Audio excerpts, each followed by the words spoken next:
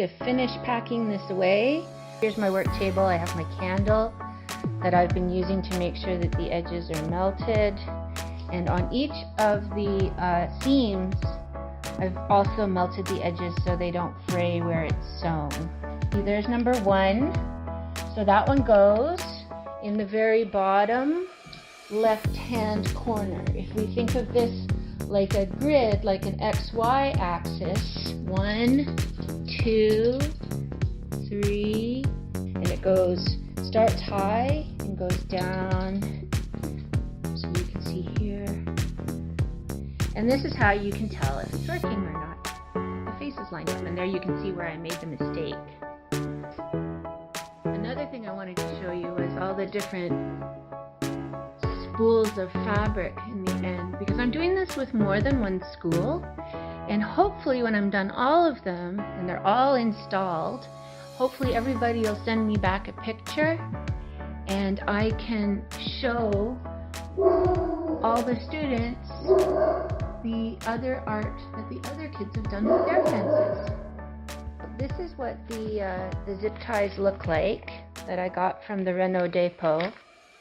They're about $3, so if, I don't know, I didn't provide you enough or someone spills them all over the schoolyard and something happens. And I just wanted to show you how to make sure that you are getting the zip ties in there properly. So I have my zip tie here. Now a zip tie goes up like this. So you put it in through like this, and then you can hear it as it's locking, and that won't come undone. Okay, so now I'm going to show you on the actual. So make sure that you've got it woven through all nice, that you've got your diagonal line that's on the outside and that's lined up nice and tidy so that it'll look pretty. But when we get to the last one, if you weave it and then go around the back, you can do it that way, or if you think it might look cleaner, you can skip the last one and go around. And you see how when I do this, I'm actually using a soldering iron, and I've been poking holes with, you see how it makes the holes, and so that's how I lined it up. If you need to change any of the holes, a grown-up will have to put new holes in, because the reason I do that is that the nylon melts, and when it does that, it creates a solid edge, and it won't fray after that, because we don't want it to fray in the winter time. So we're going to start with the box pointing away. We put it through. Now, one way to do this is you can have somebody on the other side of the fence to help with this part, because this is a little tricky to do. I haven't had much practice because I haven't put the zip ties on. So you see the box goes through, the fence is in the middle. So what we're doing is we're tying it to itself, like that, and then that's tight, and that won't come undone for several years, hopefully, and it'll look beautiful. So you can smoosh that out, and then you can just clip off the end so it looks tidy.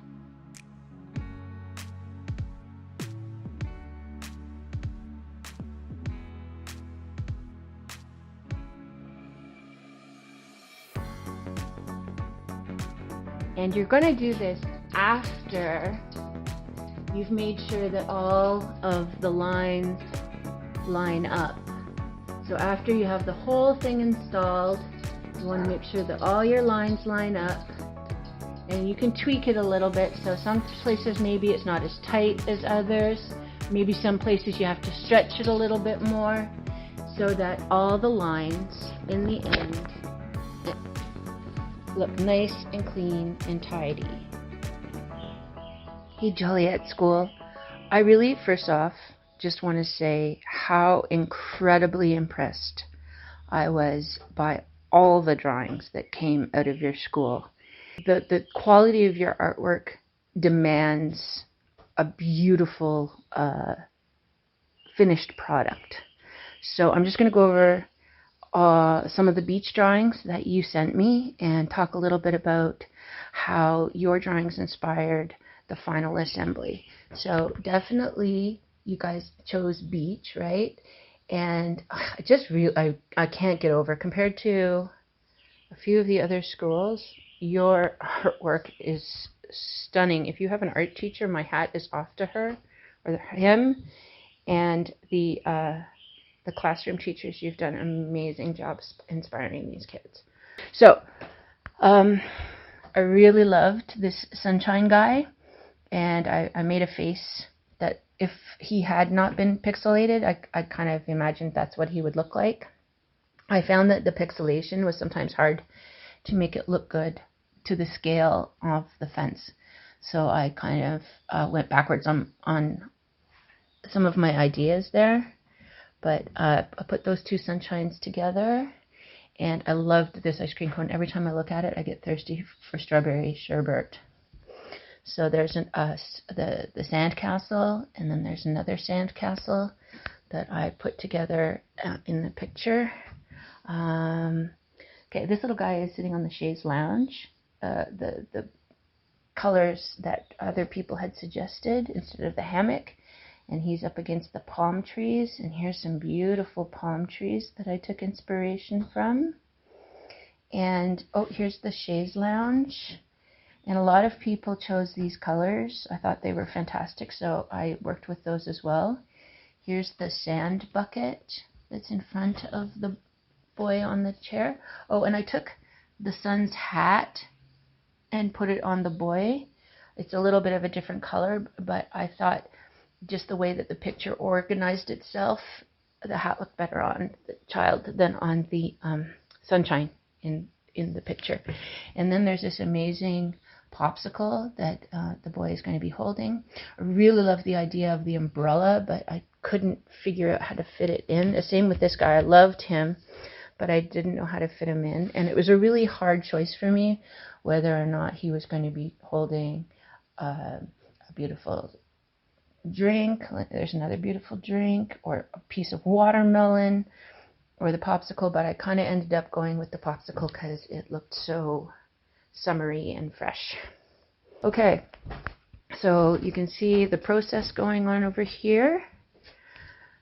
I added a handle on the bucket, and so I've got them partially laid out. I'm putting in the holes. I hope the holes work for your fences. If you included instructions if you have to redo them. And then over here you can see how my fence isn't quite as big as your fence, so the ends go out. Hey guys, alright, our fence panel is all done. I've just taped it to the paper so you can see the paper. That's a photocopy of the fence. See, there's the fence. And I actually blew up a photocopy of the fence so I could make sure that everything fit. And so you're going to receive this paper all folded up like that. And you're going to unfold it. And I would say you want to take it outside and put it on a table, and so that you can get it all organized so it won't get dirty on the ground. I recommend, I have all these clothes pegs. Where are they? I have all these clothes pegs, and I use them to clip it on the fence as I'm planning. But they also make kind of good weights. So if it's a bit heavy, and you put a few paper, or if it's windy and you put a few clothes pegs on them, it stops it from blowing around. So I just want to show, here's Mr. Beautiful Sun, and our sand castle, and the beach ball. And here's the fellow from the hammock with the sun's hat on, only now he's sitting in this beach chair. And here is his pail. And there's the palm tree over top of him. And there is a delicious looking popsicle. And over here, I added this. There's a wave coming up on the shore. Splash. So when it's nasty next year and it's wintertime, you can look at this and imagine that you're on the beach. Hey, Joliette School. Okay, here we are with the underwater panel.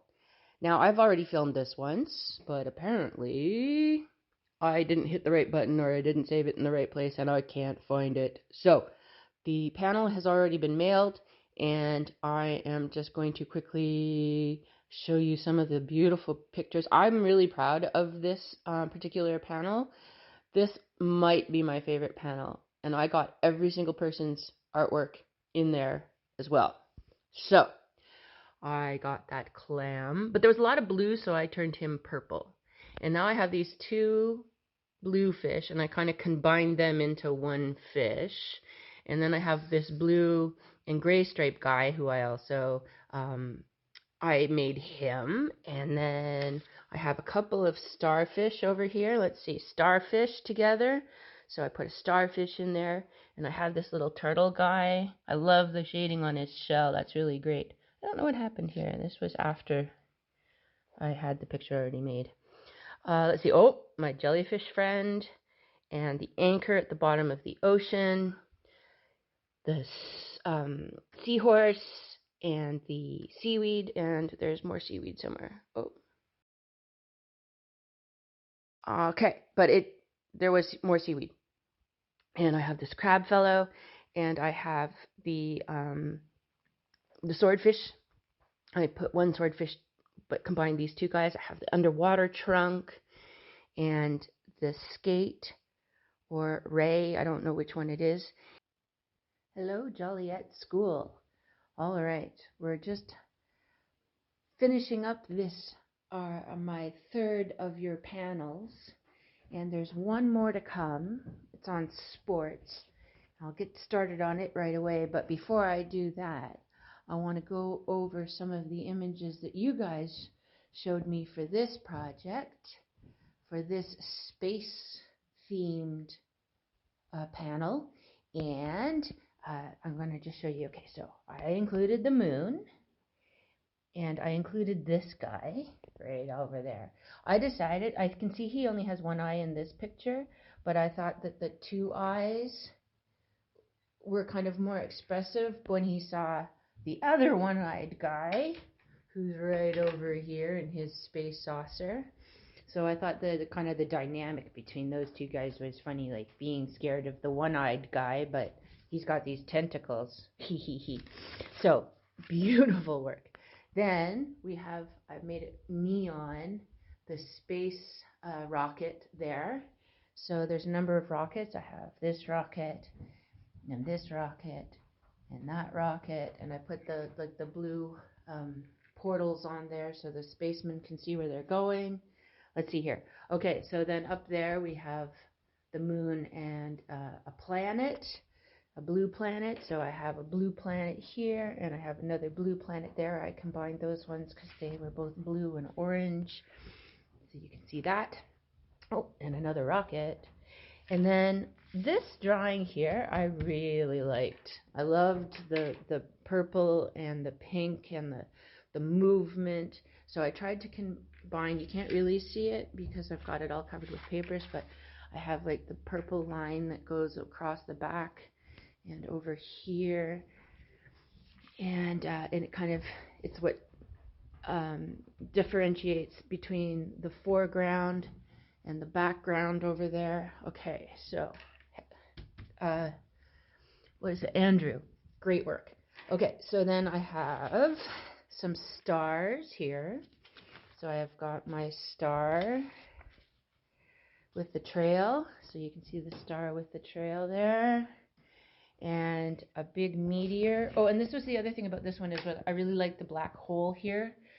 So I kind of combined the idea of this one and this one. So I have like this great big meteor black hole shooting through space. And then the last two images that your class provided me with is in this little satellite here, where I combined this image and this image into that little satellite. So I think I got everybody's drawings in there, and I'm really happy with the way this turned out. I would love, if your class was feeling creative, if you made a story based on this fantastic fence art, and if you sent it to me, I would love that. And of course, I want to see pictures of you guys putting this stuff up. So I will be sending this along very shortly. Good evening, sports fans of Joliette.